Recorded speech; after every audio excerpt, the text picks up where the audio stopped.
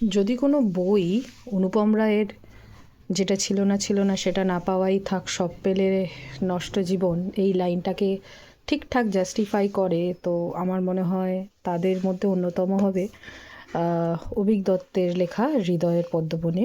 এটা প্রকাশিত হয়েছে পত্রভারতী থেকে, এবং আমি 2026 সালের বইমেলাতে এই বইটা প্রথম সংগ্রহ করি।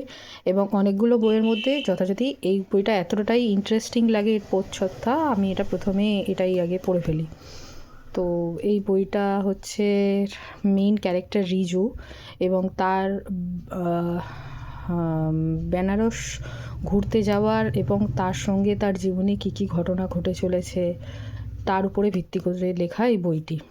তার এই বইটির সবথেকে একটা ইন্টারেস্টিং জিনিস হলো এই মেসেজটা, যেটা আমাকে খুবই অনুপ্রাণিত করেছে, বা বলতে পারেন আমার ভালো লেগেছে। তো এই বইটা একবার পড়ে দেখতে পারেন, ভালো লাগবে।